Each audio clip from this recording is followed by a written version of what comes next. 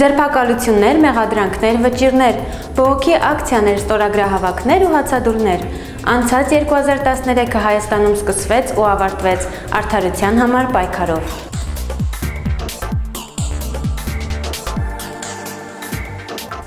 Տարեսկիզբը նշանավորվեց քաղաքական ու քրեական անհասկանալի թնջուկով։ Նախագահական ընտրություններից առաջ մահափորձ կատարվեց Հայաստանի նախագահի թեկնածու ազգային ինքնորոշում միավորման առաջնորդ Պարույր Հայրիկյանի դեմ։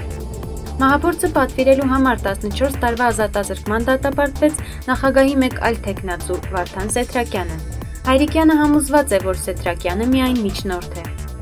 2010-ին Մեհրաբներ զորամասի հենակետերից մեկում հրազենային վնասվածքից զոհված լեյտենանտ Արտակ Նազարյանի գործով Տավուշի մարզի առաջին ատյանի դատարանը 2013-ին ազատազրկման դատապարտեց 4 զինծառայողի։ Նրանք մեղավոր ճանաչվեցին Արտակին ինքնասպանության դրդելու մեջ, սակայն տուժող կողմի ներկայացուցիչները համամիջ չէին ոչ հանցագործության որակման, ոչ էլ վերջնական վճռի հետ։ Մինչ հասարակական կազմակերպությունները պայքարում են Հայաստանում ընտանեկան բռնության դեմ օրենք ունենալու համար, հարսին 10 ամիս խոշտանգումների ենթարկած կեսուրին դատարանը տվեց 1 տարի 2 ամիս պատիժ, իսկ ամուսնուն ընդհանրապես չպատժեց։ Կանանց և տղամարդկանց հավասար իրավունքների և հավասար հնարավորությունների ապահովման մասին օրենքը դարձավ 2013-ի ամռան ամենաբուռն քննարկվող թեման։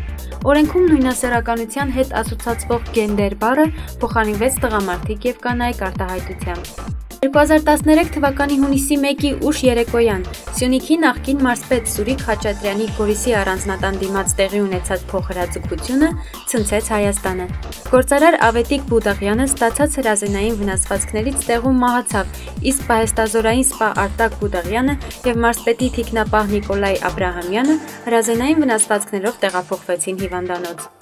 Պաշտպանության նախարարության քննչական ծառայությունը սպանության փաստով ձերբակալված նախկին մարզպետի որդի Տիգրան Խաչատրյանի և թիկնապահ Զարզան Նիկողոսյանի գործողությունները որակեց որպես անհրաժեշտ պաշտպանություն և նրանց ազատ արձակեց։ Պարզվեց, որ փոխհրաձգության ամբողջ ընթացքում Սուրիկ Խաչատրյանը քնած էր։ Հունիսի 29-ին Հարսնաքարի տարածքում տեղի ունեցած դաժան ծեծի հետևանքով մահացած զինվորական բժիշկ Վահե Ավետյանի մահվան տարելիցն էր։ Ամբողջ դատական գործընթացի ժամանակ ցուցմունք տալուց հրաժարվող ամբաստանյալները համաներում հայտարարելուց հետո մեկը մյուսի հետևից սկսեցին խոստովանական ցուցմունքներ տալ։ Տուժող կողմի փաստաբան Տիգրան Եգորյանը բազմիցս հայտարարել է, որ Վահե Ավետյանի մահվան համար անհրաժեշտ էր առաջադրել սպանության մեղադրանք, սակայն նախաքննական մարմինն ամբաստանյալներին առաջադրեց ոչ թե սպանության, այլ Վահե Ավետյանին ծեծելով մահվան հասցնելու մեղադրանք։ Հայաստանում մեծ արձագանք ստացավ Ռուսաստանի Դաշնությունում ընթացող մի դատավարություն։ Պոդոլսկում տեղի ունեցած ավտովթարի հետևանքով 18 մարդ զոհվեց։ Գործով մեղադրվող Հայաստանի քաղաքացի Հրաչյա Հարությունյանին դեռևս շոկային վիճակում դատարան տարան կանացի խալաթով։ Գործի նախաքննությունն ավարտվեց դեկտեմբերի 6-ին, վարորդն ընդունեց իր մեղքը և չի պատրաստվում գործը վերանայելու պահանջ ներկայացնել։ 2013-ին Հայաստանի փաստաբանների պալատի նոր նախագահ ընտրվեց Արա Զոհրաբյանը։ Ազգային ժողովը Հայաստանի գլխավոր դատախազի պաշտոնում հաստատեց նախկին զինդատախազ Գևորգ Կոստանյանի թեկնածությունը։ Տարվա եզակի հաղթանակներից է Սերգեյ Գրիգորյանն ընդդեմ Հայաստանի պետեկամուտների կոմիտեի և ֆինանսների նախարարության գործը։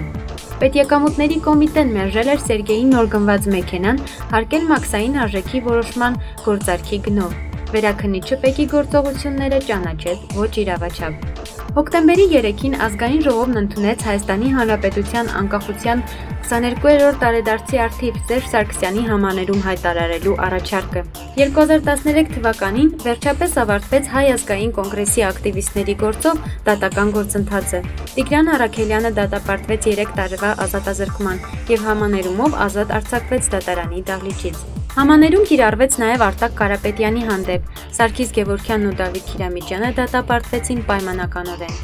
Համաներմամբ ազատ արձակվեց Քեմբրիջի շրջանավար Լույս հիմնադրամի քրթաթոշակառու Արամ Մուղալյանը, որին դատարանը մեղավոր ճանաչեց խոտի տեզը այրելու մեջ։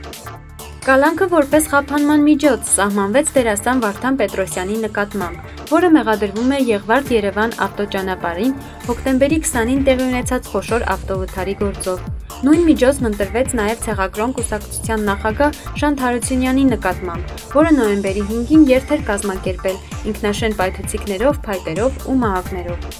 Մարդու իրավունքների միջազգային օրը նշեցինք ազգային կոնգրեսի արդեն ավանդական դարձած երթով։ Մարդու իրավունքների պաշտպան Կարեն Անդրեասյանի արդար դատաքննության իրավունքի վերաբերյալ արտահերթ զեկույցը եզրափակեց դատական տարին։ Զեկույցում մասնավորապես նշվեց, որ Հայաստանում դատարանները վստահելի չեն և քաղաքացիները արդարադատություն են փնտրում փողոցներում։ Այսպիսին էր Հայաստանի դատական անցուդարձը 2013 թվականին։ Տարին ակտիվ էր ու անհանգիստ թե դատարանի ներսում, թե դրսում։ Երբևէ դատարանները այսպիսի հասարակական ուշադրության չէին արժանացել, իսկ որոշումները այսպիսի լայն քննարկման ու քննադատման։